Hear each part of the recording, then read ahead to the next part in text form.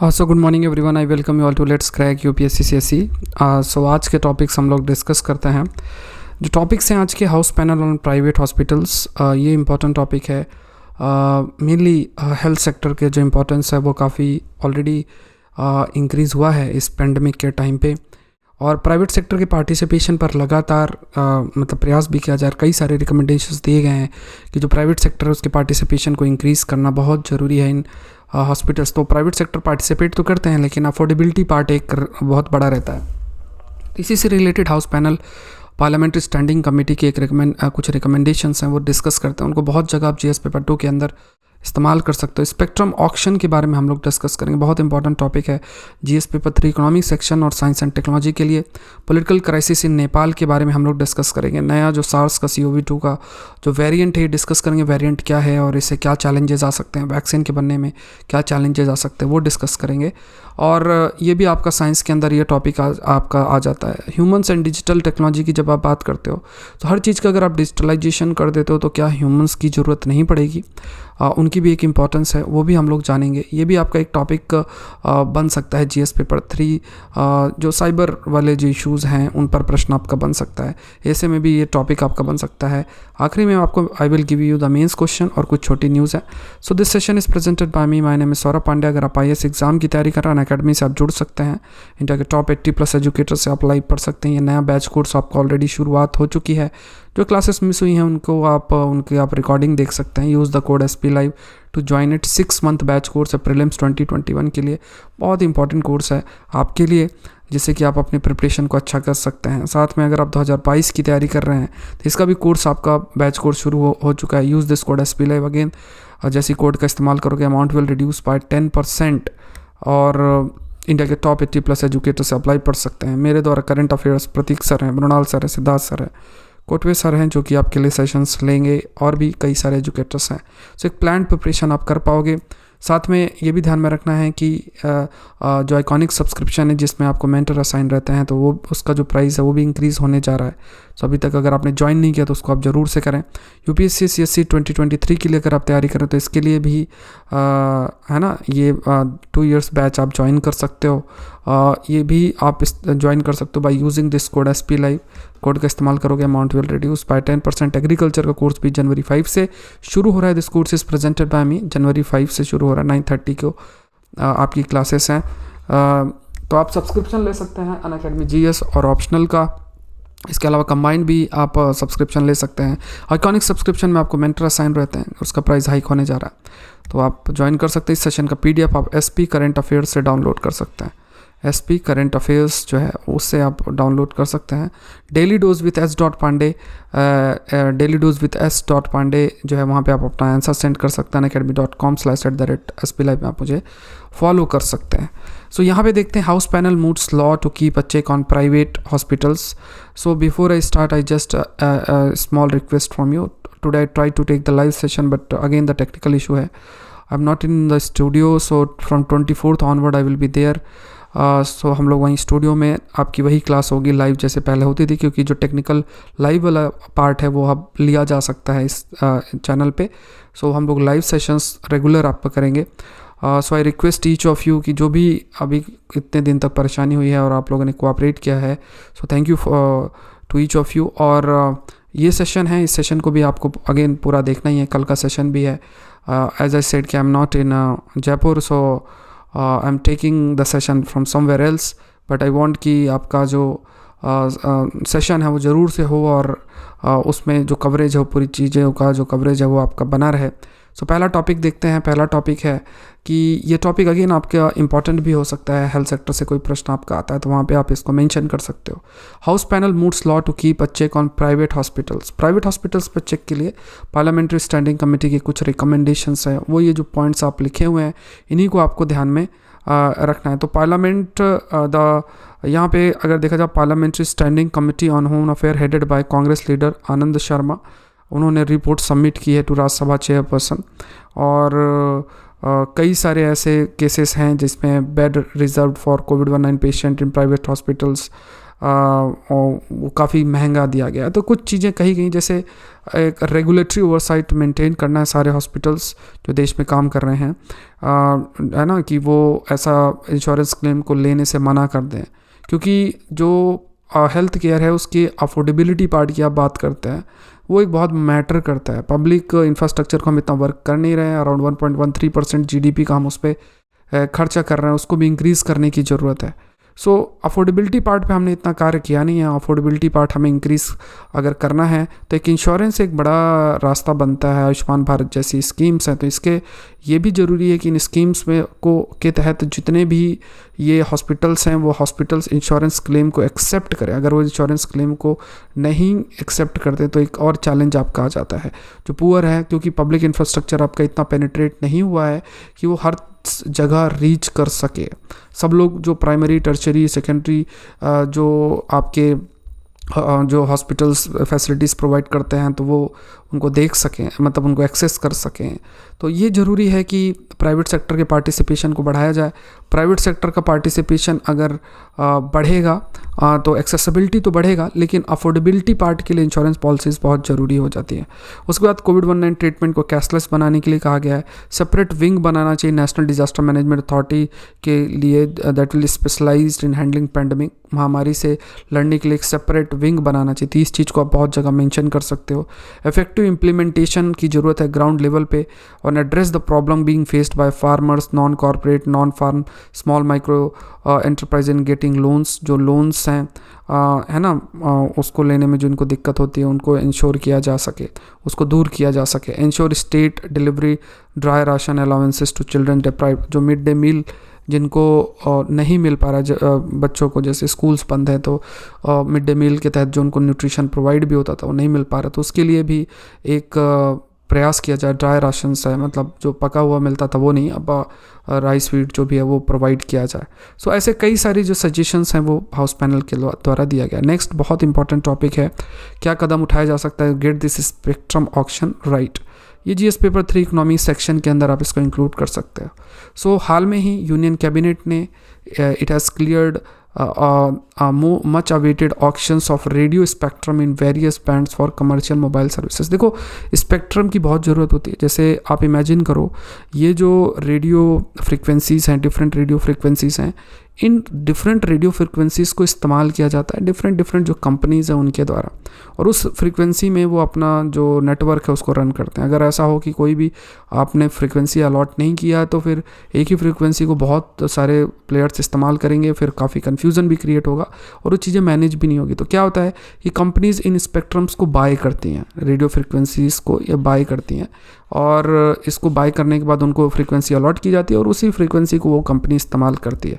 तो अभी हाल में ही एक मेथड कहा जा रहा है कि साइमल्टेनियस मल्टीपल राउंड असेंडिंग करके है। Simultaneous multiple round ascending methodology के तहत आपकी ऑक्शनिंग की जाएगी, और रेडियो स्पेक्ट्रम की जो ऑक्शनिंग है वो मोबाइल सर्विस के लिए आपकी शुरुआत की जाएगी। अराउंड 2251 मेगाहर्ट्ज़ का स्पेक्ट्रम ऑक्शन किया जाएगा।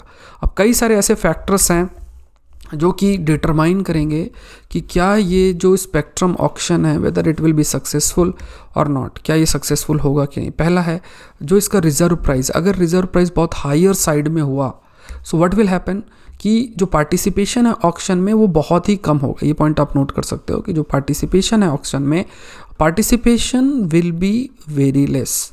ठीक है, जो पार्टिसिपेशन बहुत ही कम रहेगा। सेकंड पॉइंट आपका कहा जा रहा है कि देखो मोबाइल सर्विसेज उनको डर किस चीज़ का है। मोबाइल सर्विस प्रोवाइड आप कर रहे हो, फ़ोन कॉल किया जाता है, बट आज के समय में OTT प्लेटफॉर्म्स है, आप जैसे कि फॉर एग्जांपल व्हाट्सअप से आप कॉल कर सकते हो आज के समय में। सो कंपनीज़ को लगता है कि हमारा बहुत वेस्टेज होगा कि हम इतना फ्रीक्वेंसी का खरीदेंगे और हमें मतलब इतना बेनिफिट हो पाएगा कि नहीं, क्योंकि लोग आजकल OTT प्लेटफॉर्म्स का इस्तेमाल करके वॉइस कॉल करते हैं, तो इससे उनको नुकसान होगा।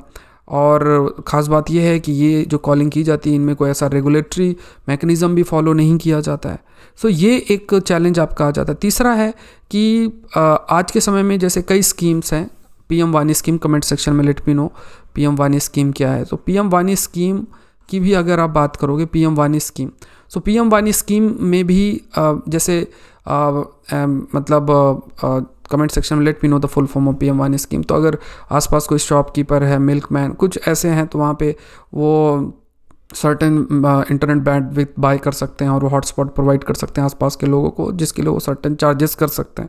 सो आज के समय में जो ये जो वाईफाई का सबको मिल गया है, तो लोग मोबाइल नेटवर्क को कम इस्तेमाल करेंगे, मोबाइल के इंटरनेट को कम इस्तेमाल करेंगे, तो इससे उनकी जो कंपनीज़ है उनकी भी जो एक प्रॉफिटेबिलिटी इस एरिया से रहती थी, तो वो भी कम आपकी रिड्यूस होगी। लोग मोबाइल फ़ोन से ही कॉल करना, मोबाइल फ़ोन्स के इंटरनेट फैसिलिटीज़ का इस्तेमाल करके नेट का इस्तेमाल करना और कॉल करना इस तरीके से करेंगे, तो फिर जो नॉर्मल कॉल जो होती है और उसमें जो अर्निंग हो पाती है वो रिड्यूस हो सकती है। उसके बाद visibility of spectrum that will be up for auction henceforth there will be indication by the government spectrum for 5G auction namely 3.4 to 3.6 gigahertz will be held in late 2021। अब ये ऑलरेडी 5G ऑक्शन के लिए ये है कि इतना लगभग किया जाएगा लेट 2021 में। सो ये भी क्लियर नहीं कि इस समय जो ऑक्शन किया जाएगा उसमें कितना अवेलेबिलिटी आपकी रहेगी। ठीक है, ये एक एंगल है, ये कुछ पॉइंट्स है जो आपको ध्यान में रखना है। नेक्स्ट देखते हैं वायरस वेरिएंट। बहुत इंपॉर्टेंट टॉपिक है, आप लोगों ने इसके बारे में सुना भी होगा। यूनाइटेड किंगडम में, यूके के अंदर अगर देखोगे तो यूके में वायरस के वेरिएंट को मतलब अभी डिटेक्ट किया गया है। अब इसको थोड़ा सा समझते हैं। इस वजह से मार्केट में भी काफ़ी गिरावट आई है इस न्यूज़ को जैसे जैसे आप फैल रही है, इस वजह से काफ़ी मार्केट में भी काफ़ी गिरावट आपकी आई है। सो ये जो SARS-CoV-2 है, ठीक है, SARS-CoV-2 का ये आपका जो वायरस है, इस SARS-CoV-2 के वायरस का जो ये वेरिएंट है, ये जो वेरिएंट है, इस वेरिएंट की वजह से काफ़ी सारे जो देश हैं, जैसे यूरोप के दूसरे जो देश हैं, इवन इंडिया ने जो फ़्लाइट्स आ रही हैं यूके से उनको बैन किया है, मतलब उनके फ्रीक्वेंसी को रिड्यूस किया है, कई जगह से ट्रैवल बैन किया है। अब यहाँ पे प्रश्न आता है कि वेरिएंट क्या है, डिफरेंट स्ट्रेन क्या है। देखो, अगर आप SARS-CoV-2 वायरस की बात करोगे, सो सपोज़ करो ये वायरस है, इसके शरीर के ऊपर, मतलब इस वायरस के ऊपर कई प्रकार की ये प्रोटीन, स्ट्रक्चरल प्रोटीन होती है। इसमें से एक प्रोटीन है एस प्रोटीन, ठीक है, ये प्रोटीन होती है। सो जैसे आप आज के समय में जो वैक्सीन बनाते हो वो mRNA बेस्ड वैक्सीन है, ठीक है, it is a mRNA based vaccine, आपकी mRNA बेस्ड वैक्सीन है। सो आज के समय में जो वैक्सीन है that is mRNA based vaccine, ठीक है। सो ये जो mRNA बेस्ड वैक्सीन है, ये mRNA बेसिकली इंफॉर्मेशन कैरी करता है।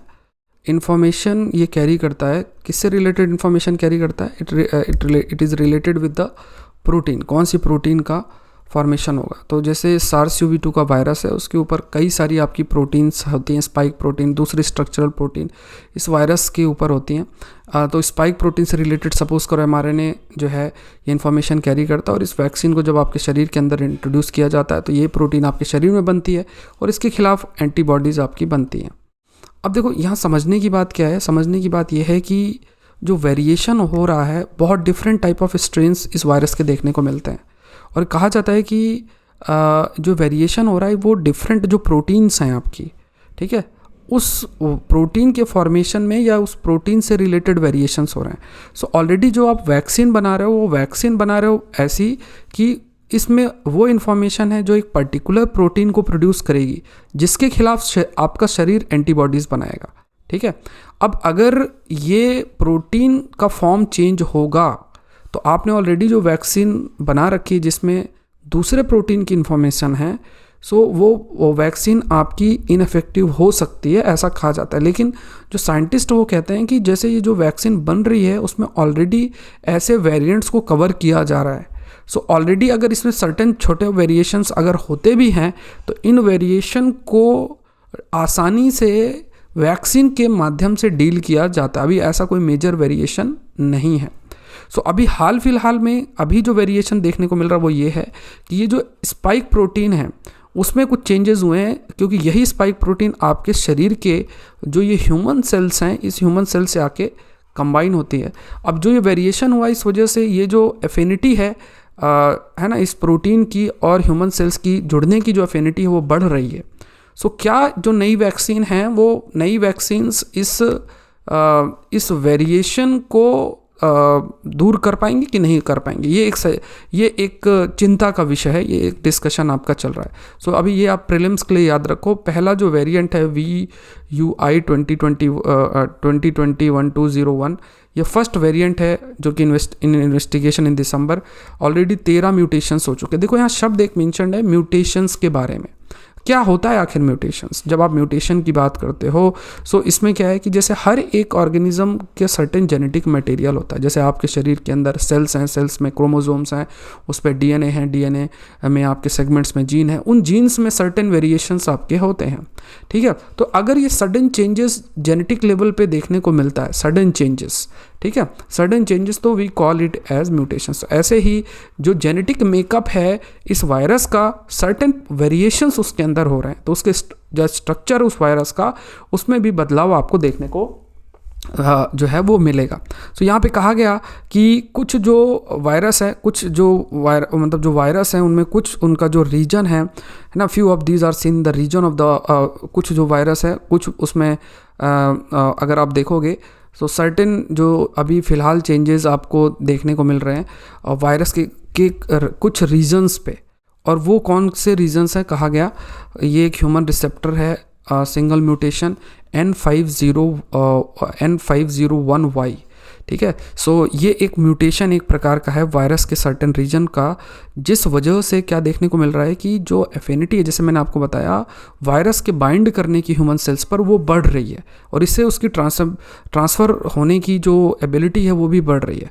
सो N501Y और दूसरा 1Y और दूसरे जो म्यूटेशंस हैं ये स्पाइक प्रोटीन में देखने को आपको मिल रहे हैं। और ये कहा जा रहा है कि अभी फ़िलहाल जो चेंजेस देखने को मिल रहा है, तो इससे जो वैक्सीन्स आपकी आप बना रहे हो तो उसमें अभी इतना इफेक्ट नहीं पड़ेगा, क्योंकि ऐसे जो चेंजेस हैं है ना, ऐसे जो चेंजेस ऑलरेडी हो सकता है कवर्ड हों या फिर जल्दी से उसमें थोड़ा बहुत परिवर्तन किया जा सके।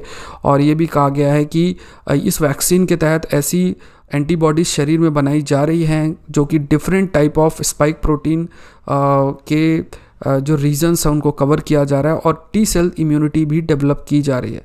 सो ये सारी चीज़ें क्लेम की जा रही हैं, मतलब कुल मिला के कहा जा रहा है कि इतना अफेक्टिव नहीं होगा, बट अगर बहुत ही ज़्यादा चेंजेस होते हैं तो फिर जो वैक्सीन प्रोडक्शन है उससे काफ़ी अधिक आपका अफेक्ट हो सकता है। उसकी जो एफिशिएंसी और एफिकेसी है वो काफ़ी हद तक अफेक्ट हो सकती है। अगर जो वायरस है उसके स्ट्रक्चर में ही बदलाव आएगा तो काफ़ी चेंजेस आपको देखने को मिल सकते हैं। नेक्स्ट है humans are still core to digital India. ये एक बहुत इंपॉर्टेंट डिस्कशन का पॉइंट है। आप सभी लोग इस बारे में अवेयर भी होंगे कि देखो हमारे जो सिटीजन्स हैं वो सिटीजन्स बेसिकली ई सिटीजन्स हो रहे हैं, they are becoming e citizens. जो गवर्नमेंट है वो गवर्नमेंट आपका ई गवर्नमेंट आपकी हो रही है, ठीक है, सिटीजन्स ई सिटीजन्स, गवर्नमेंट ई गवर्नमेंट। सो कुल मिला के सिटीजन्स और गवर्नमेंट के बीच में कौन आ रहा है, आपके बीच में टेक्नोलॉजी आ रही है, दैट इज़ डिजिटल टेक्नोलॉजी आ रही है। ये टॉपिक आपके GS पेपर 2 और 3 दोनों के लिए इम्पॉर्टेंट है।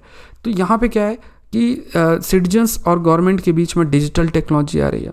अब यहाँ पे आपको कुछ ह्यूमन इंटरमीडिएटरीज की ज़रूरत पड़ेगी। अगर सब कुछ डिजिटल टेक्नोलॉजी के हाथ में आ जाता है तो भारत जैसे देश में जहाँ पे डिजिटल इनइक्वालिटी बहुत है, ठीक है, डिजिटल इनइक्वालिटी बहुत है, डिजिटल इलिटरेसी आपकी बहुत है, डिजिटल टेक्नोलॉजी को कैसे इस्तेमाल करेंगे। तो यहाँ पे क्या है, आपके पास डिजिटल हैव्स और डिजिटल हैव नॉट है, have and digital have not है, ठीक है, डिजिटल हैव और डिजिटल हैव नॉट है।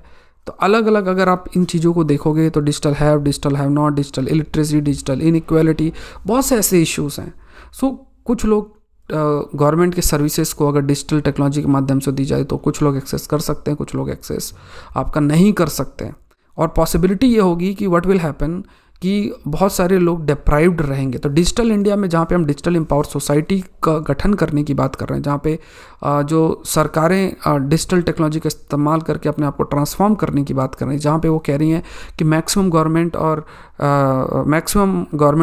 गवर्नेंस और मिनिमम गवर्नमेंट की जब बात की जा रही है, लेकिन कुछ ऐसे लोग डिप्राइव्ड रह सकते हैं जो कि डिजिटल हैव नॉट्स हैं, डिजिटल इलिटरेट हैं, जहाँ डिजिटल इनइक्वालिटी है।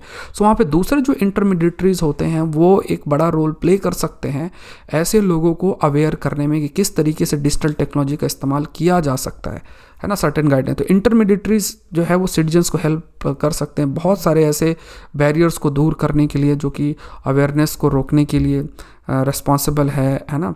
कई सारी जो सर्विसेज हैं वो एक्सेस वो नहीं कर पाते हैं because of the lack of awareness. ये एक बहुत बड़ा पॉइंट है। दूसरा क्या है कि जो सिटीजन्स मार्जिनलाइज्ड हैं, वुमेन हैं, जैसे एडल्टली हैं, कास्ट जेंडर माइनॉरिटीज़ हैं, सो उनके लिए इंटरमीडिएटरीज बहुत बड़ा रोल प्ले कर सकते हैं in increasing the awareness and in connecting the people with the government और वी कैन से कि जिससे कि जो गवर्नमेंट की सर्विसेज हैं उनको वो एक्सेस कर सकते हैं। So intermediaries support individual by placing complaint directing them to the right authorities. बता रहे हैं कि देखो आपको यहाँ पे आप जा सकते हो, इस तरीके से आप अपनी कंप्लेंट फाइल कर सकते हो, ये प्रोसीजर है फॉर्म का भरने का। ये सब चीज़ें जानकारी दी जा सकती हैं। और छोटे छोटे सेंटर्स भी अलग अलग जगहों में ओपन हो सकते हैं। बहुत तरीके के है ना, various types and forms of intermediations emerge regional social cultural economic context में। सो बहुत डिफरेंट टाइप ऑफ कैसे हम प्रयास करें, डिफरेंट टाइप ऑफ इंटरमीडिएशन आपको देखने को मिलता है सिटीजन्स और गवर्नमेंट के बीच में। ये जो डिजिटल टेक्नोलॉजी है, इस डिजिटल टेक्नोलॉजी को सिटीजन सेंट्रिक बनाने के लिए, एडमिनिस्ट्रेशन को सिटीजन सेंट्रिक बनाने के लिए बहुत से बदलाव आपके किए भी जा रहे हैं। अब अगर हम वन साइज फिट्स ऑल वाला अप्रोच अपनाएंगे, इट विल नॉट वर्क। हर जगह पे डिफरेंट ज़रूरतें हैं, लोग डिफरेंट है, उनकी ज़रूरतें डिफरेंट है, तो इसलिए उस हिसाब से आपको उनको दूर किया जाएगा और उस प्रकार का इंटरमीडिएशन का भी ज़रूरत होगा। जैसे जैसे आपके डिजिटाइजेशन बढ़ रहा है, गवर्नेंस का डिजिटाइजेशन डिफरेंट एरियाज़ में, चाहे हेल्थ केयर हो, चाहे फाइनेंशियल एरियाज़ हो, चाहे जस्टिस डिलीवरी हो, सोशल सर्विसेज हो, हर एक चीज़ की अगर बात की जाए तो ये जो गवर्नेंस में डिजिटल टेक्नोलॉजी का पेनिट्रेशन बढ़ता जा रहा है और इसमें अगर बहुत सारे जो सिटीजन्स हैं वो उस टेक्नोलॉजी को कैसे इस्तेमाल करें, इनके बारे में अगर there is a lack of awareness, तो बहुत सारे सिटीजन्स उनके बेसिक जो कॉन्स्टिट्यूशनल राइट्स हैं वो उसको एक्सेस नहीं कर पाएंगे, है ना। तो ये ज़रूरी है कि ऐसे जो इंटरमीडिएशंस हैं, इंटरमीडिएटरीज़ हैं, वो आपके डेवलप हों और वो एक ब्रिज के रूप में काम करें। So we work with intermediaries to raise citizens awareness, build intermediary skills and capabilities, establish governance framework, है ना। तो ये कई प्रयास आपका कैसे, कई ऐसे संस्थान हैं जो कर रहे हैं, जिन्होंने ये पॉइंट भी सामने रखे हैं। ई गवर्नमेंट फाउंडेशन, आपती इंस्टीट्यूट, उन्होंने how digitally excluded community engage with governance, ठीक है, कैसे उन्हें गवर्नेंस से जोड़ा जा सकता है, तो ये सब बातें आपकी मेंशन्ड है। सो एक इंपॉर्टेंट इन्फॉर्मेशन आपके लिए, एग्रीकल्चर का ऑप्शनल 5 जनवरी से शुरू हो रहा है 9:30 PM को, ठीक है। 9:30 PM को आपकी क्लास शुरुआत हो रही है। पेपर 2 से हम लोग शुरुआत करेंगे। प्लीज़ आप इसको मैं जो है मिस बिल्कुल भी ना करें। एक बार अगर आपका ऑप्शनल कंप्लीट हो जाएगा तो बहुत ज़्यादा हेल्प मिलेगी। 2022-23 का जो है अगर आप तैयारी कर रहे हैं, 2021 की तैयारी कर रहे हैं, तो वो आपके लिए अवेलेबल रहेगा। इसके बाद हम पेपर 1 करेंगे। और एक और ऑप्शन है आपके पास कि अगर आप अपने ऑप्शनल को अच्छे तरीके से कंप्लीट कर लेते हैं तो एक काफ़ी फ्रीडम भी रहता है आपकी तैयारी में, काफ़ी एक डायरेक्शन रहता है। Use the code SP Live, ठीक है। और आपको ऑप्शनल का 1 ईयर का सब्सक्रिप्शन लेना। नेक्स्ट देखते हैं नेपाल इन टर्मोइल। इस पर लगातार आपकी न्यूज़ भी आ रही है। सो आज के पेपर में यही कुछ खास न्यूज़ हैं। तो इसमें देखो, नेपाल के अंदर KP ओली हैं, ठीक है। अब नेपाल के अंदर ये जो पर्सन है KP ओली, और इनकी जो नेशनल कम्युनिस्ट पार्टी है जिसे हम NCP कहते हैं, तो ये दूसरे जो लीडर्स हैं विद इन द पार्टी, जैसे प्रचंडा करके हैं, और इनके बीच का एक टेंशन भी आपका इंक्रीज़ हो रहा है, ठीक है, विद इन पॉलिटिकल पार्टी। ये कहा गया कि ये अभी जो है एक ऑर्डिनेंस लेकर आए थे, और उस ऑर्डिनेंस के तहत कई सारे ऐसे, जैसे जो कॉन्स्टिट्यूशनल काउंसिल है उसमें वो बदलाव कर रहे थे, जिससे कि जो मेजर अच्छे बड़े अपॉइंटमेंट्स हैं वो अपॉइंटमेंट्स इन्हीं के हाथ में रहे, तो पावर का कंसंट्रेशन हो रहा था। और इस वजह से इन्हीं के पार्टी में जो दूसरे बड़े लीडर्स हैं उन्होंने इनको अपोज भी काफ़ी अधिक किया। उन्होंने एक फार्मूला भी कहा कि एक लीडर एक पोजीशन को बड़ी होल्ड कर सकता है। जैसे ऐसा नहीं हो सकता कि आप पार्टी में भी बड़ी पोजीशंस में रहो और देश में भी आप बड़ी पोजीशन होल्ड कर रहे हो, तो एक पोजीशन आपको छोड़ना चाहिए, जिसके लिए एग्री नहीं कर रहे थे। इनको भी ऐसा लग रहा है कि हो सकता है कि इन्हें अपनी जो भी ये पोजीशन होल्ड इन्होंने किया हुआ उसे छोड़ना पड़ जाए। सो अभी फ़िलहाल अगर ये PM हैं, तो अगर ये पार्लियामेंट को डिसॉल्व कर देते हैं तो दोबारा से इलेक्शन होगा, ठीक है। और ये भी कहा गया कि इन्होंने इंडिया के खिलाफ भी कई सारे स्टेप्स लिए, चाइना के काफ़ी क्लोज चले गए, कई इन्होंने जैसे किए, जैसे पैंडमिक है, महामारी के दौरान में जो इन्हें मैनेज करना चाहिए था चीज़ें वो प्रॉपर इन्होंने नहीं किया, तो लोगों के अटेंशन को डाइवर्ट करने के लिए इन्होंने एंटी इंडिया सेंटिमेंट्स भी बहुत तेज़ी से इंक्रीज़ किए। ठीक है, एंटी इंडिया सेंटिमेंट्स, इवन इन्होंने कहा कि जो सदर्न नेपाल है वो वहाँ पे वो इंडियन सेंट्रिक है। इस तरह की काफ़ी सारी चीज़ें सोसाइटी के अंदर डिवीज़न करने की इन्होंने कोशिश की। और इनकी जो पॉलिटिकल पार्टीज़ है, उनके बड़े लीडर्स हैं, उन्होंने इनके खिलाफ काफ़ी अपोज भी किया। तब से काफ़ी चीज़ें न्यूज़ में भी आपके लगातार जो है वो चल रही हैं। तो ये कुछ ऐसे पॉइंट्स हैं जो एक क्राइसिस के लिए वहाँ रिस्पॉन्सिबल, क्योंकि ये था कि इन्हें मेजोरिटी मिली है तो इनका जो टेन्योर है वो काफ़ी लंबा चलेगा, लेकिन विद इन जो क्राइसिस चल रही, इस वजह से ये इन्होंने डिसीजन लिया है कि ये पार्लियामेंट को डिसॉल्व करेंगे, और इसके लिए जो वहाँ के प्रेसिडेंट है वो भी उन्होंने भी एग्री किया। जीएस करंट अफेयर्स का भी सेशन आपका कोर्स लॉन्च किया ऑलरेडी हो गया है। ठीक है, तो इसमें द हिंदू के अलावा दूसरे जितने भी सोर्सेस से कवर होते हैं, आपका 11 बजे क्लास होगी 1 जनवरी है, तो इसमें आपको जीएस का सब्सक्रिप्शन लेना। नेक्स्ट देखते हैं, super hornet fighter jets being tested for navy use. So super hornet fighter jets की बात की जाए तो बस आपको ये याद रखना है। सो FA-1B करके सुपर हॉर्नेट है। सो यूएस का ये आप फाइटर जेट कह सकते हो, तो इन्होंने इसकी टेस्टिंग की है। अभी नेवी जो है प्रोक्योरमेंट करेगी। सो उन्होंने दिखाया कि देखो हमारा इतनी कैपेबिलिटी, आप हमारा वाला जो फाइटर जेट है वो आप बाय कर सकते हो। तो ये प्रीलिम्स में ऐसे ही थोड़ा सा आप याद रखो सुपर हॉर्नेट फाइटर जेट्स के बारे में। क्वेश्चन देख लेते हैं आज का, what challenge mutant variant of virus impose on efficacy of vaccine. बहुत इंपॉर्टेंट टॉपिक है, आप अपना आंसर मुझे सेंड कर सकते हैं डेली डोज विथ S.Pandey। ठीक है, डेली डोज विथ S.Pandey, इस पर आप अपना जो आंसर है वो आप मुझे सेंड कर सकते हैं। इस सेशन का PDF आप SP करंट अफेयर्स से डाउनलोड कर सकते हो। और एक अगेन आई एम सेइंग एक स्मॉल रिक्वेस्ट है कि आपका 24 तारीख से सेशन शुरू होगा। द कंसेप्ट चैनल पे भी आपका सेशन शुरुआत होगा। द हिंदू इंग्लिश में हिंदू क्विज़, ये सब चीज़ें आपकी आएंगी। सो अभी आपने द कंसेप्ट चैनल को अगर नहीं सब्सक्राइब किया तो ज़रूर से सब्सक्राइब करो। ठीक है, और ये सेशन आपका अगेन हिंदू का लाइव शुरुआत हो जाएगी 24 तारीख से। ठीक है, आज भी वी हैव ट्राइड कि लाइव सेशन लिया जाए, लेकिन वो कुछ अगेन टेक्निकल इशू की वजह से नहीं हो पाया है। So I have recorded the session. I am trying to ensure कि आपका जो है किसी भी रीज़न से, कोई चाहे टेक्निकल हो या कोई भी रीज़न हो, आपका सेशन मिस नहीं होना चाहिए। आप तक जो ये पेपर है वो रोज़ अच्छे तरीके से पहुँचे। आप लोग जो है रिवाइज़ करो, अपने नोट्स प्रिपेयर करो, और अपना जो ये ड्रीम है एग्ज़ाम क्लियर करने का वो ज़रूर से पूरा करो। अगेन आई रिक्वेस्ट यू कि आप लाइक जरूर करें, शेयर जरूर करें। लेट्स क्रैक UPSC CSE को जरूर से सब्सक्राइब करें। Thank you everyone, let's crack it.